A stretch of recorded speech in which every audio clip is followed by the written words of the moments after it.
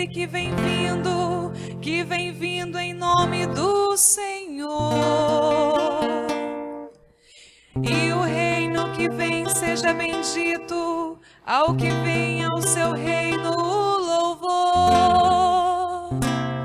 Aleluia, aleluia, aleluia. Aleluia, aleluia, aleluia.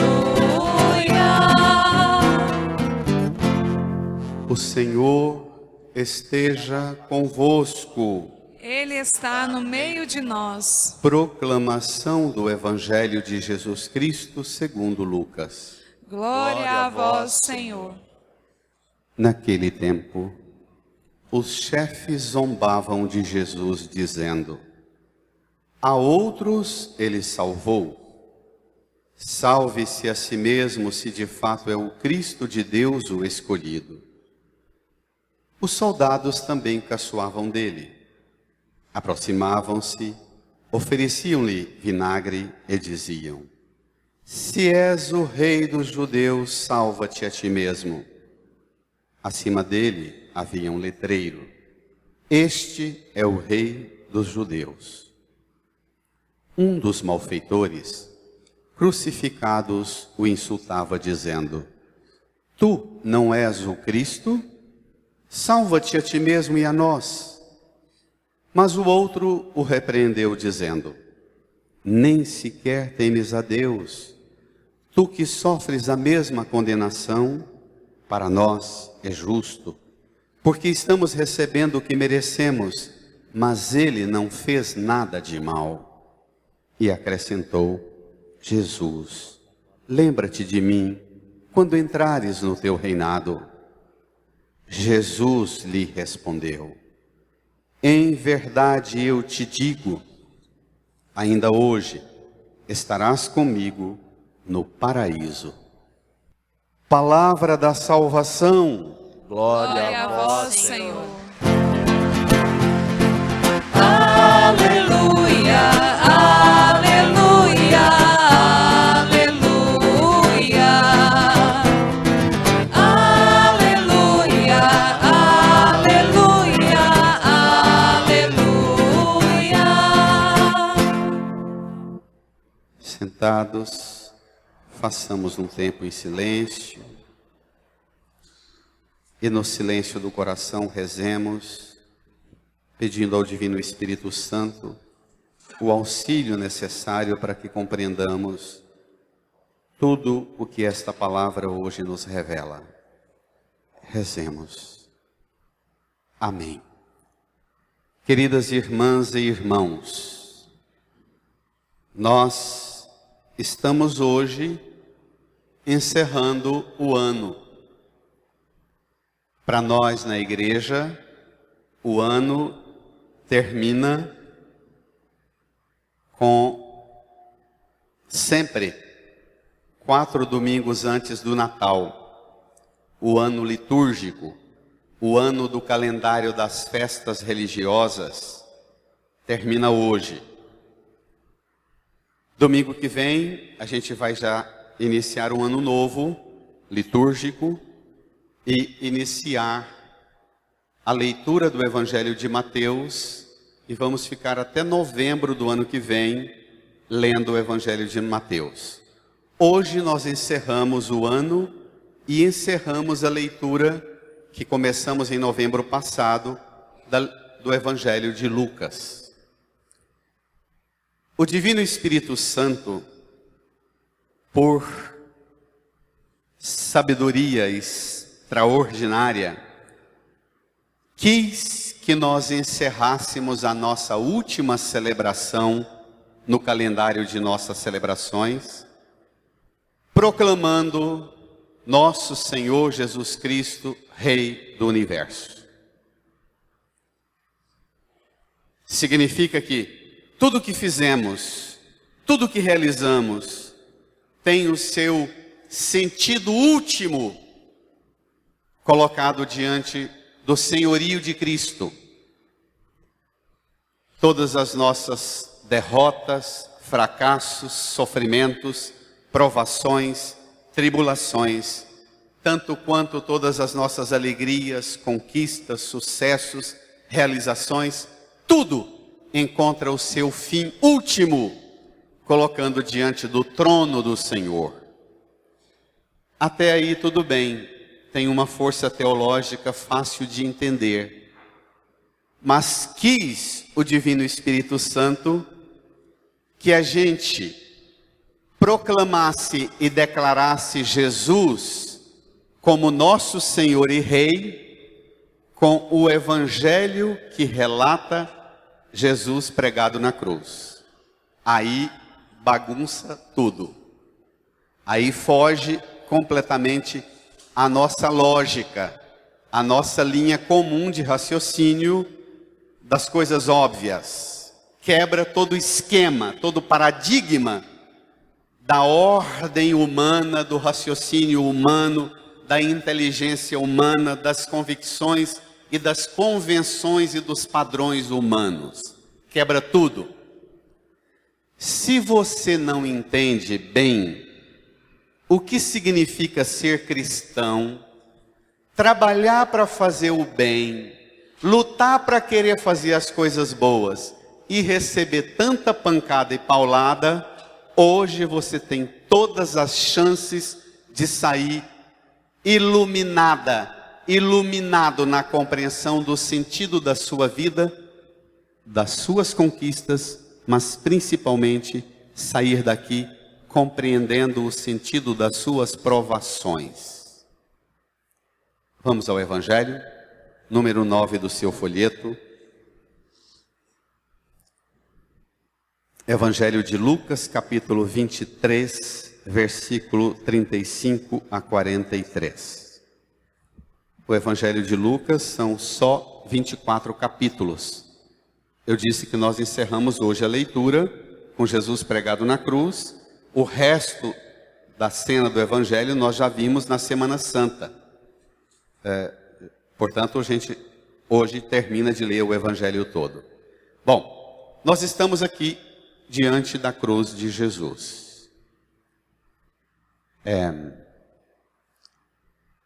Precisamos entender qual é o nosso lugar diante da cruz de Jesus. O relato que é feito agora por Lucas, a gente precisa ter uma sensibilidade muito delicada na formação de fé para entender esse texto aqui. E se você não entende esse texto aqui, chegando em casa, você volte ao capítulo 4 de Lucas e releia o capítulo 4 para você ter mais compreensão do que vem nesta cena. Esse relato de Lucas põe Jesus pregado na cruz, na Sexta-feira Santa, e 4 tipos de gente falando com Jesus. 4 tipos. 3 categorias de gente debocham dele. E uma confessa a sua fé diante dele. Vamos lá? Juntos. Naquele tempo, os chefes zombavam de Jesus. Espere lá. Os chefes. Eu disse que são 4 categorias. A primeira é os chefes.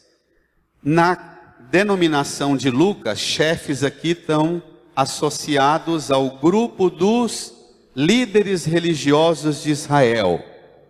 Os sacerdotes, os saduceus, os fariseus, os mestres da lei, os anciãos, o sinédrio, chefes aqui, porque Israel é um país religioso. A Constituição Federal de Israel são os 5 primeiros livros da Bíblia. Portanto, quem é chefe em Israel é chefe religioso. Não tem rei, mas tem chefes. Piora, porque aí tem chefe demais, palpite demais, não é? Então, os chefes as lideranças religiosas de Israel estão diante da cruz, aos pés da cruz, no alto do Monte Calvário, e zombam de Jesus, dizendo uma coisa muito feia. Vamos lá? O que eles dizem? A outros ele salvou. Salva-se a si mesmo, se de fato é o Cristo de Deus, o escolhido. A outros ele salvou. Salve-se a si mesmo, se de fato é o Cristo de Deus, o escolhido. Qual é a visão que chefe tem? Que todo mundo, os súditos, estão a serviço dele e estão à disposição de salvar o cargo dele. Essa é a mentalidade que chefe tem. Por isso eles dizem, a outros ele salvou. Salve-se a si mesmo, se de fato é o Cristo. Cristo é o mesmo em grego Christos, em latim Messias e em português o ungido ou o escolhido. Se de fato ele é o escolhido, é o ungido, é o Messias de Deus, que ele salve-se a si mesmo. Nossa humanidade é escrava de si mesma. Nós sabemos o estrago que uma pessoa provoca numa família e o estrago que uma pessoa provoca num ambiente de trabalho, numa empresa, e o estrago que uma pessoa provoca em sua vida e na vida da igreja, quando ela põe tudo a serviço de salvar a própria pele. Não provoca grandes estragos? Essa visão que os chefes religiosos têm. Eles salvaram a pele deles na relação com o Império Romano e salvaram a pele deles na relação com Jesus, que veio marchando lá da Galileia, lá do Cafundó do norte de Israel, de Nazaré, de Cafarnaum. Veio com essa turba, essa multidão de gente, entrou em Jerusalém, falando em salvação, em reino de Deus. E os chefes encaminharam para matá-lo, porque ele estava desmantelando o reino dos chefes. O reino teórico, o reino doutrinal, o reino ideológico. E agora zombam de Jesus.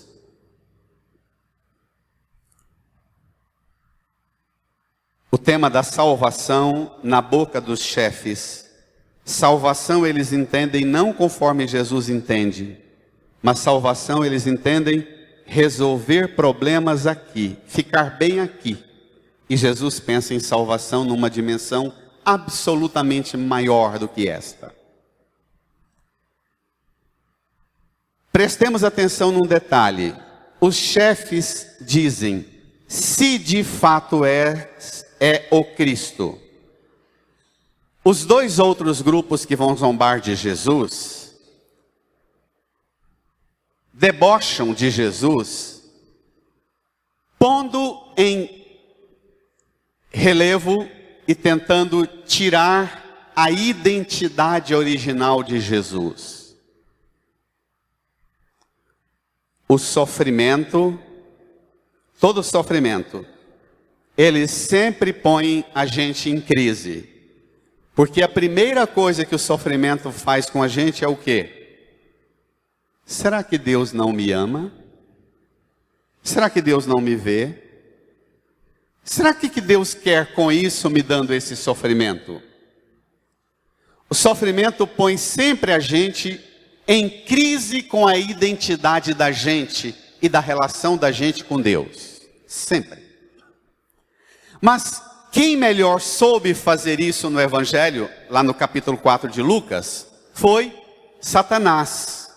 Quando Jesus, depois do batismo, jejuou 40 dias e 40 noites, não comeu nada nem bebeu, sentiu fome. E a hora que sentiu fome, apareceu o demônio e o tentou. E o tentou dizendo, transforme pedra em pão. E aqui os chefes falam, transforme essa humilhação que você está passando. Zombam dele e diz, transforme isso em chance para você fazer um espetáculo e salve-se a si mesmo. Os chefes têm na boca deles a mesma provocação que Satanás teve com Jesus. Próximo grupo. Versículo 34. Os soldados também caçoavam dele. Espere lá, os soldados. Quem são os soldados? Soldado aqui no plural representa o quê? As forças do poder político, do poder militar, do poder de execução da justiça. Então, o primeiro grupo é o poder religioso. Os soldados aqui simbolizam o poder bélico do Império Romano, as forças e as potências das autoridades políticas que dominavam Israel. Os soldados caçoavam de Jesus, porque quem está armado, isso desde briga de menino, nós mais velhos, quando a gente ia brigar, crianças, qual é a apelação que a gente parte? Caçoar do poder do outro e fala, ei, você, vem. Não é? Caçoa e tenta inferiorizar o outro e diminuir o outro. Os soldados são exatamente tentados a ter isso que criança tem e que nós grandes temos. Aquela tentação de diminuir o outro e dizer que a minha força é capaz de transformar você num lixo. E qual é o conteúdo da caçoada dos soldados? Leiam. Os soldados também caçoavam dele. Primeiro, faziam um gesto, leia. Aproximavam-se, ofereciam vinagre e diziam, Brada, se és o rei dos judeus, salva-te a ti mesmo. Mas acima dele havia um letreiro, este é o rei dos judeus. Então, os soldados que representam o poder do Império Romano, o poder político, os soldados caçoam dele, oferecem-lhe vinagre, diz, se és o rei dos judeus, de novo, como demônio nas tentações, tenta tirar de Jesus a identidade dele, se és, salva-te a ti mesmo, se és rei dos judeus, salva-te a ti mesmo, e ainda põe aquela plaquinha lá em cima da cruz, crianças, salve o rei dos judeus. O vinagre era um instrumento de tortura. Quem aqui já passou mal fisicamente, não tem coisa que enjoa mais o estômago do que você estar mal, fraco e sentir cheiro de vinagre, da ânsia de vômito logo, não dá? Então, para que ofereciam vinagre? A forma com que é pregado na cruz, o peso do corpo vem para baixo e a pessoa tinha esse movimento e comprimia o pulmão aqui no abdômen, pesava, apertava. A pessoa pregada na cruz morria muito rápido. Então, chegar o vinagre perto da boca dele, para ele sentir o cheiro e dar um solavanco, né? E aí ele respirava e não morria logo. É o espetáculo da violência. É prolongar o sofrimento dele para que a gente distraia mais vezes, mais tempo, divertindo-nos com a execução desse humilhado, desse lixo, dessa escória, que diz que é rei dos judeus. O vinagre, o caçoar, se de fato és o rei, salva-te a ti mesmo, e a plaquinha. Daqui um pouco nós voltamos nessa plaquinha. Irmã, Satanás também disse a Jesus: se és o Filho de Deus, lança-te dali de cima para cá, vamos ver se os anjos vão te segurar, te proteger. O profeta Isaías, no capítulo 49, versículo 7, diz: eis o meu eleito, eis o escolhido para a obra da salvação, aquele que é desprezado pelos homens.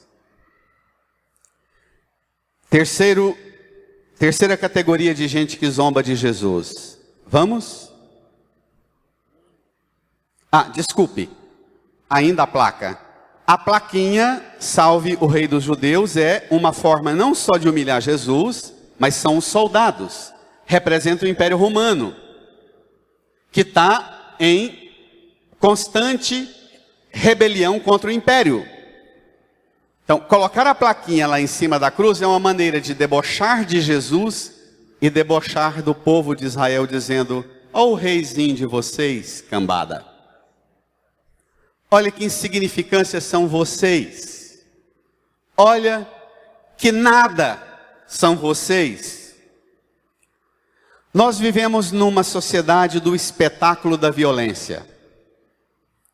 Nós somos e está em andamento no Brasil aquilo que as classes pobres já vêm há longos anos sendo dominados através da cultura do espetáculo da violência. Eu vivi 23 anos na periferia. 23 anos na periferia, visitando as famílias, e a conversa das famílias, e o entretenimento das famílias é assistir o que na hora do almoço e no fim do dia? Aqueles programas sensacionalistas com as violências que aconteceram durante o dia. Como é que matou quem, como é que picou, como é que cortou a cabeça, como é, não é? O espetáculo. Só que isso que dominou a periferia nos últimos 30, 40 anos no Brasil, agora chegou em todas as camadas. Através das redes sociais, nós temos uma sociedade genuinamente no entretenimento com a cena da violência. O espetáculo do escarnecer o outro, do distrair e de pôr-se em relevo a partir da desgraça do outro, virou uma coisa estabelecida como a diversão da nossa sociedade.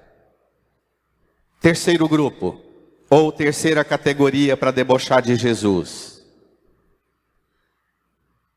Vamos? Versículo 39, juntos. Um dos malfeitores crucificados o insultava. Espere lá.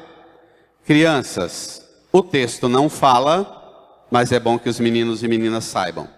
Jesus foi pregado na cruz e foi pregado junto com ele 2 ladrões, também chamado de malfeitores ou de bandidos. Uma à direita, outro à esquerda. E esses 2 malfeitores condenados no espetáculo da violência, um que está pregado ao lado de Jesus, também sofrendo junto o mesmo que Jesus está sofrendo, ele também pregado na cruz, insulta Jesus. Tem gente que é assim. Tem gente que às vezes, quanto mais ela sofre, mais ela faz do sofrimento dela material e combustível para insultar os outros. Não tem? Não tem? Você fala para a pessoa: isso faz mal para você, corrija, muda você. E ela tem prazer mórbido. Quanto pior ela fica, mais ela aproveita do sofrimento dela para insultar, para provocar o outro e dizer: é questão de hora, mas você vai vir para o pior junto comigo igual a mim. Ela tem prazer. Esse sofrimento inclusive,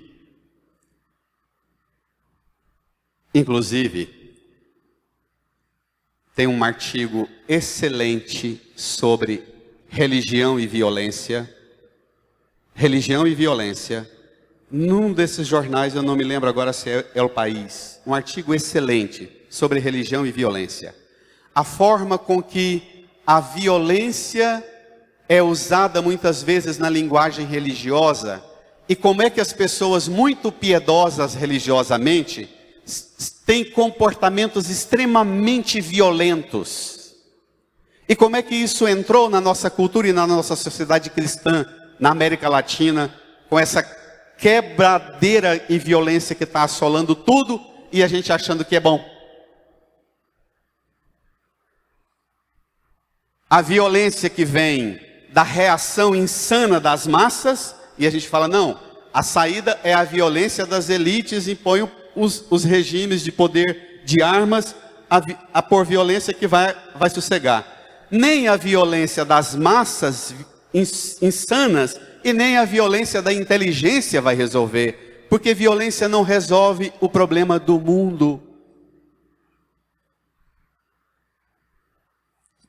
E nós achamos, nós estamos convencidos, estamos associando solução para o problema da miséria, do atraso do nosso Brasil, achando que mais violência, de preferência se ela for institucionalizada, ela vai resolver o problema. Vai ser o pior para nós. Vamos ver? Quando um violentado é também violento. Vamos lá? Um malfeitor pregado na cruz insulta Jesus dizendo, brada, tu não és o Cristo? Salva-te a ti mesmo e a nós. Mas o outro o repreendeu dizendo... Espere lá, desculpe, espere. O malfeitor insulta Jesus dizendo, tu não és o Cristo? Salva-te a ti mesmo e a nós. Agora ele põe ele na cena. Ele põe ele como uma realidade possível para se beneficiar com o poder que Cristo tem. Salva-te a ti mesmo e a nós. Um insulto. Você não presta. Você não vale alguma coisa. Resolva para você e resolva para nós. Tem esposa e tem esposo que acha que as coisas dentro de casa vão melhorar quando insulta o marido dizendo, resolva. Tem esposa e esposo que quando as coisas estão ruins, eles pensam que se insultar o outro vai aguçar no outro a coragem de salvar a ele mesmo e salvar a nós. Resolva! Os títulos, é impressionante. Os títulos que são colocados na boca dos que zombam de Jesus. Os chefes, os soldados e agora um malfeitor. Olha aqui para a cruz. Jesus pregado na cruz. 3 categorias de gente aqui do lado, zombando, insultando, caçoando dele. O demônio tentou Jesus 3 vezes. Transforma a pedra em pão e mata a sua fome. Lança-te do alto, vamos ver se os anjos te amparam, para ver se Deus está com você. E agora o malfeitor lembra o terceiro insulto do diabo tentando Jesus, que pegou Jesus lá no deserto, com fome e sede, levou Jesus num monte bem alto, mostrou os reinos do mundo e sua glória e disse, se te prostrares em adoração diante de mim, eu te darei tudo isso. O malfeitor, que é também chamado de ladrão, ele é ladrão. O ladrão quer o quê, gente? Riqueza. E riqueza fácil. Olha a corrupção no Brasil. O ladrão quer riqueza e riqueza fácil. Ele insulta Jesus como o demônio na terceira tentação. Tu não és o Cristo? Salva-te a ti mesmo e a nós. Dá pra gente o reino disso aqui que eu lutei tanto, que eu roubei tanto, que eu montei tanto esquema para ver se eu subia na vida e não subi. Dá pra gente esse reino que eu queria ter aqui, rapaz. Para você e eu tenho acompanhado na crise que nós estamos passando no Brasil, de vez em quando algumas pessoas vêm e desabafam a angústia delas na luta, no trabalho, na profissão, na vontade de progredir, de crescer, de prosperar. Ela também insulta a Deus e dizendo: será que Ele não vê? Será que Ele não enxerga tudo que eu já fiz? Para subir na vida eu não subo. E trabalhando honestamente, corretamente, mas insulta a Deus e comporta-se como um ladrão pregado ao lado de Jesus, insultando a Deus, dizendo: será que você não resolve para você e para mim, rapaz? Se você passa por grandes provações, não pense que insultando Jesus vai melhorar a sua situação na luta pela subsistência e pelo progresso na sua vida. Não apele nessa saída. Essa não é a melhor alternativa para você. Irmã, irmão, olhe para a cruz.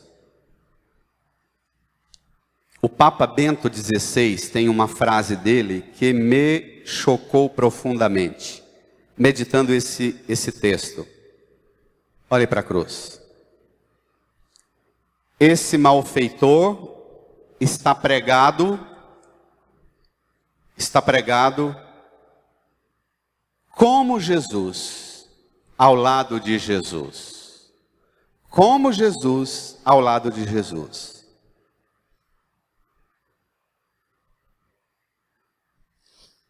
Você também às vezes olha para a sua vida e você se sente pregada na cruz como esse malfeitor ao lado de Jesus. E na hora do sofrimento da gente, a gente corre o risco de começar a insultar Deus. A reação da quarta categoria de gente é impressionante. Vamos ver? O outro ladrão, o outro malfeitor, pregado na cruz, o repreendeu, quer dizer, repreendeu o malfeitor que insulta Jesus. O outro ladrão repreendeu o malfeitor dizendo, brada a igreja: nem sequer temes a Deus, tu que sofres a mesma condenação? Para nós é justo, porque estamos recebendo o que merecemos, mas ele não fez nada de mal. Ah, tá. Aqui tem uma grande diferença. Olhe para a cruz.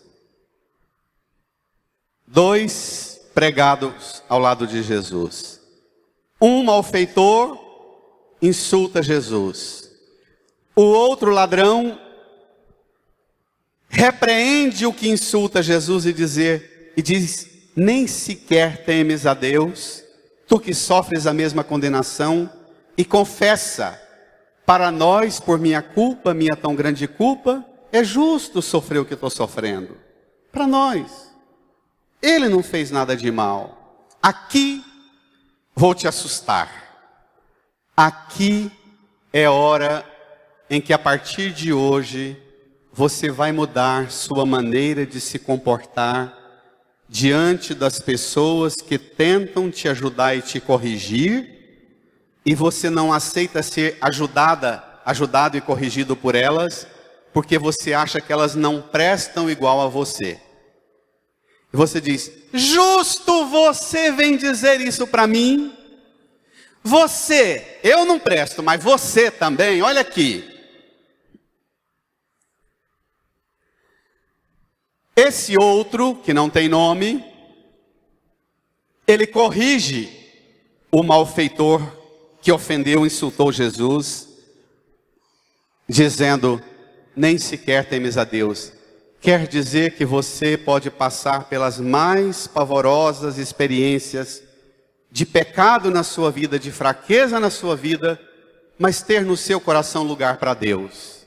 Mesmo que você sinta a dolorosa experiência de ser um ladrão, um malfeitor, que tem e merece ser julgado e ser condenado, mas pode ser que nessa situação ainda você abra um lugarzinho para Deus habitar na sua vida. Amém? Amém. Pode ser que lá do alto da sua cruz, do seu sofrimento, da sua humilhação, você abra e permita que Cristo te olhe e te alcance, mesmo no sofrimento. E você que experimenta a realidade do mesmo que está pregado na cruz junto com você, diz: eu mereço sofrer, eu errei. A confissão do pecado e a confiança em dirigir a Jesus uma súplica. Vamos lá? E acrescentou, brada a igreja: Jesus, lembra-te de mim quando entrares no teu reinado. Espere lá. E ele, o Bento XVI, tem umas homilias fantásticas para esse texto do Evangelho.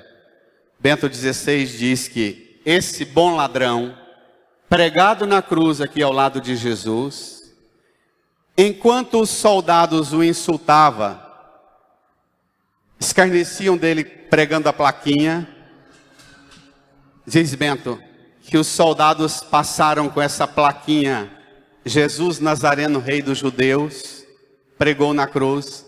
Bento XVI diz que esse bom ladrão viu essa plaquinha e diz: ele pode não ser rei dos judeus, mas ele vai ser rei e senhor da minha vida agora. Eu declaro. E eu aceito. Eu o acolho como rei e senhor da minha vida. E lá do alto da cruz, ele declara a Jesus. Jesus.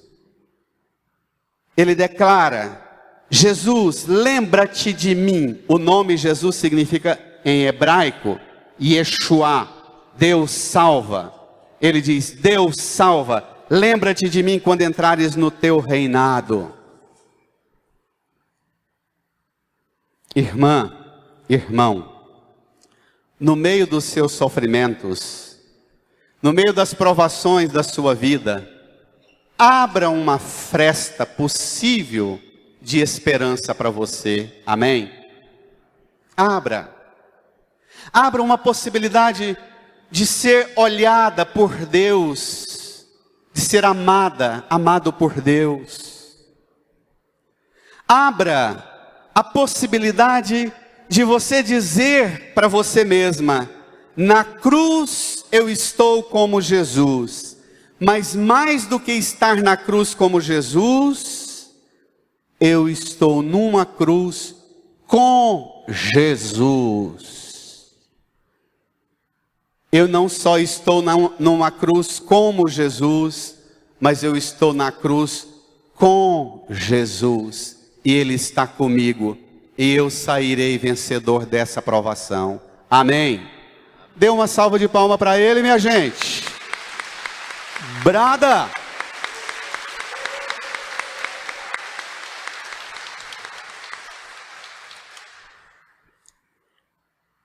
A resposta de Jesus é fantástica.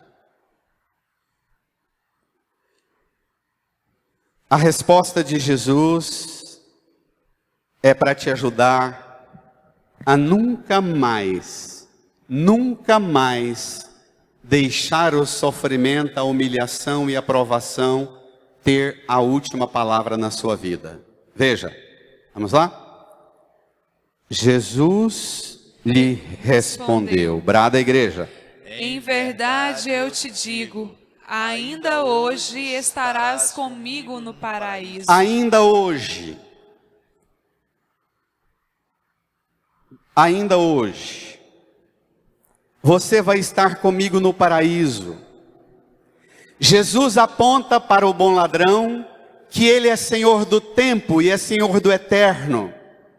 Você estará comigo ainda hoje, no paraíso, porque o lugar original para você e para todos os homens que aceitarem a mim como Senhor e Salvador, o lugar seu, bom ladrão, e o lugar para todos os homens e mulheres que aceitar que o meu sangue apague os seus pecados, o lugar original que Deus criou para pôr todo homem e toda mulher é o paraíso, é o jardim.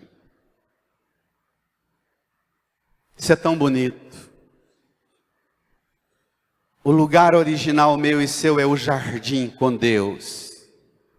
Não como Adão e Eva que escutaram o barulho dos passos de Deus e se esconderam com vergonha. Mas aquela liberdade de menina e menino correndo no jardim, alegrando-se. De pai e mãe deitando e rolando com o cachorro e a bola na grama do jardim. Esse é o lugar original seu. Olhe para a cruz. Olhe para a cruz. Eu já falei tantas vezes, mas vou repeti-lo. O ditado que a gente diz é o quê? Pau que nasce torto, morre torto, e até a cinza é torta. A partir de hoje, você vai dizer diferente. Pau que nasce torto, morre torto. Mas traz para Jesus que mesmo depois de morto ele é capaz de endireitar e fazer entrar no paraíso retinho, sem nenhum desvio. Amém? Dê uma salva de palmas para ele de novo. Se tem lá na sua casa um pau torto, um filho, um irmão, um pai, uma mãe, uma irmã, um genro, uma nora, torto, malfeitor, bandido, ladrão, traz esse para Jesus, que ele tem poder de endireitar. Pau que nasce torto, traz para o filho do carpinteiro, que ele tem as ferramentas para endireitar esse pau torto. Amém? Olha, nós não estamos no tempo de Jesus pregado na cruz. Nós estamos no tempo de Jesus, que depois de pregado na cruz, já deu-nos a garantia de uma vida nova nele. Isso que o bom ladrão experimentou, você pode experimentar de forma extraordinária. Pega comigo a segunda leitura. Número 8 do seu folheto. Carta de Paulo aos Colossenses. Prestemos atenção em 3 verbos. No passado, irmãos, com alegria dai graças ao Pai, ao Divino Pai Eterno, que vos tornou capazes de participar da luz. Olha, escuta, o Divino Pai Eterno em Jesus já capacitou você para participar da luz. Amém? O verbo está no passado. Demos graças ao Pai que vos tornou capazes de participar da luz, que é a herança dos santos. Continua. Ele nos libertou do poder das trevas. Você pode todos os dias, passando pelas provações, passando pela coisa pavorosa de ser tentado ao pecado, você pode pôr a mão no seu coração e dizer assim: a minha índole, a minha tentação, a minha vontade é de cair no pecado, e eu caí no pecado, mas o pecado não vai me dominar, porque o Divino Pai Eterno, através de Jesus, já me libertou do poder das trevas, e essas trevas que estão grudadas em mim não vão me dominar. Amém? Amém. Continua. E nos recebeu no reino de seu Filho amado, por quem temos a redenção, o perdão dos pecados.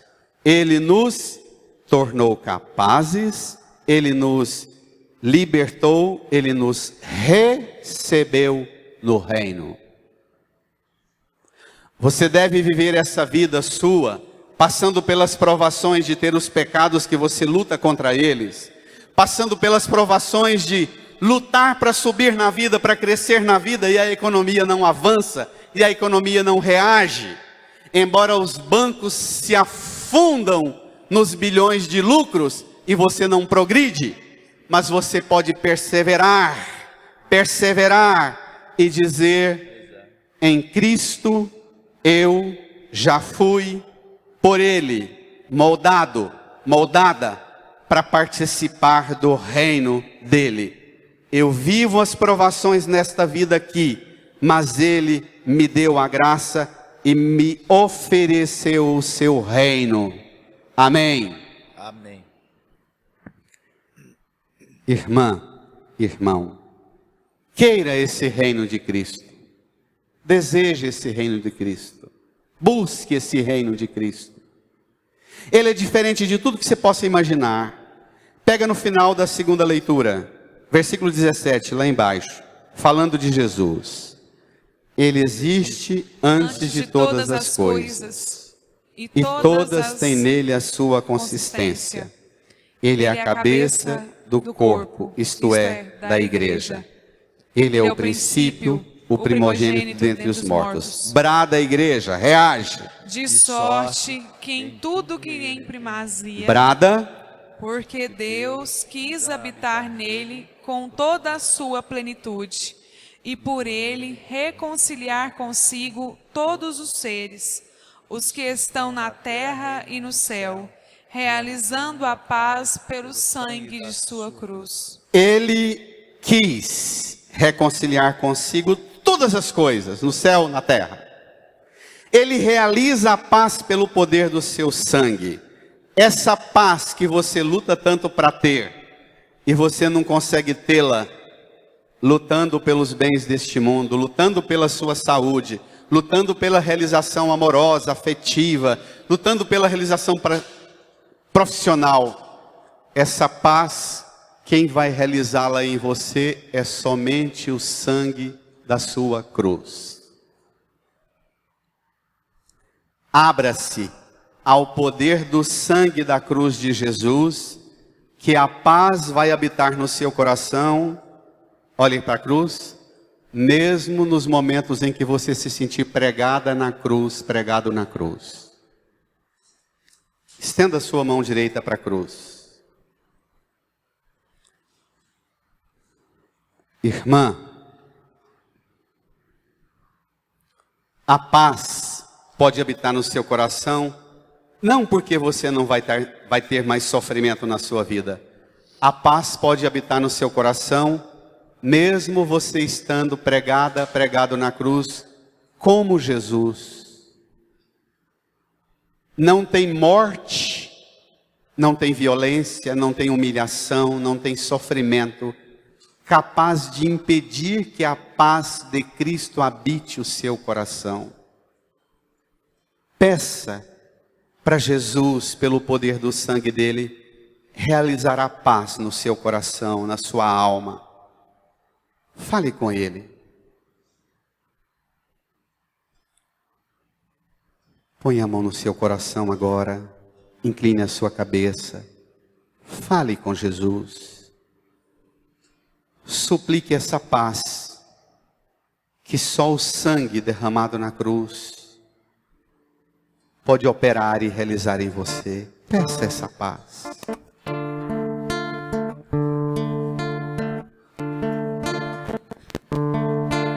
Enche-me, Senhor, com teu Espírito, e minha alma reviverá. Enche-me, Senhor, com teu Espírito, e minha alma reviverá. Para te adorar, para te louvar, enche-me, Senhor Jesus. Para te adorar, para te louvar, enche-me, Senhor Jesus. Cura-me, Senhor,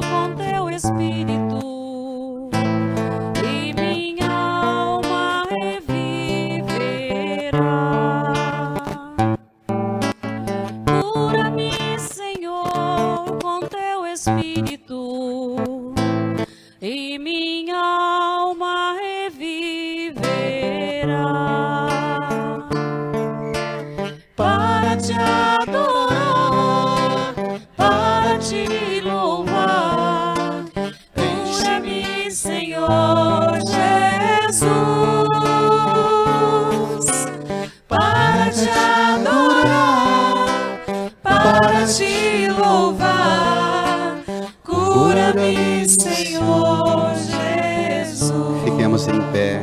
Lava-me, Senhor, Lava-me, Senhor, com teu Espírito. e minha alma reviverá. Canta. E minha alma reviverá.